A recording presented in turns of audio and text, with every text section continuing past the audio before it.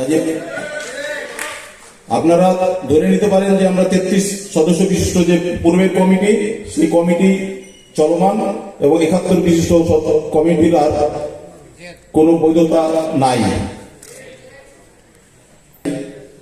আর অন্তর্বর্তীকালীন কমিটি গঠন করার কথা বলেছেন, অলরেডি এটা আমরা গঠন করেছি, যেটা সার্চ কমিটি বলেন আর অর্থ কমিটি বলেন আর অ্যাডহক কমিটি বলেন, কথা একই। আমরা আপনাদের সেই প্রস্তাবনা মোতাবেক আমরা এগোচ্ছি ইনশাআল্লাহ।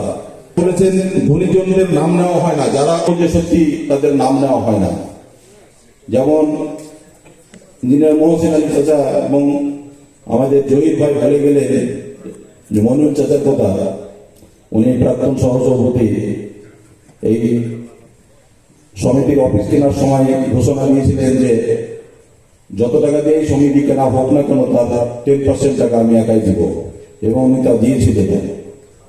আমি দুঃখের সঙ্গে বলতে চাই, বিগত কমিটিতে, বর্তমান কমিটিতে মইনুল হকের নাম বা আরো যারা অবদান রেখেছেন তাদের নাম আমার মনে হয় যে উল্লেখ করা হয় না। এটা অত্যন্ত দুঃখের বিষয়। যারা অনুদান দিবেন, কমিটিতে শ্রম দিবেন, তাদের যদি মূল্যায়ন না করে তাহলে অন্যরা কিভাবে অনুপ্রাণিত হবে? এই বিষয়টার প্রতি লক্ষ্য রাখার জন্য আমি বিশেষভাবে অনুরোধ জানাচ্ছি। আপনাদের সঙ্গে আমারও দাবি, রাজনীতিমুক্ত চাঁপাইনবাবগঞ্জ সমিতি চাই। এখানে বিএনপি, আওয়ামী লীগ, জামাতে ইসলাম, জাতীয় পার্টি সকল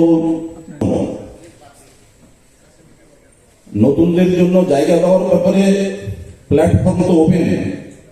আপনারা আসুন, নতুনদেরই তো জায়গা, নতুনদেরই তো কিছু করার জায়গা। এটা মনে করে যে এরা বেশি ভোটার, অত্যন্ত নিরপেক্ষভাবে তার দায়িত্ব পালনের তৈরি করা হয়েছে।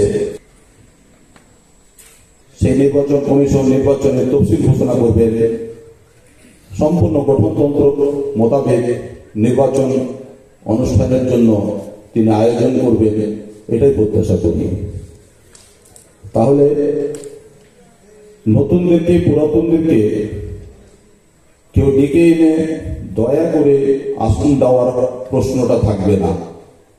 আপনাদের কারো কিছু করার থাকলে, সমিতিতে অবদান রাখার তাগিদ থাকলে আপনারা এগিয়ে আসুন, আপনারা কাজ করুন। কেউ অর্থনৈতিকভাবে অবদান রাখবেন, কেউ শারীরিকভাবে অবদান রাখবেন, সবার জন্য তো প্ল্যাটফর্ম ওপেন। কাজেই এই বিষয়টা আমার মনে হয় আমি পরিষ্কার করতে পেরেছি।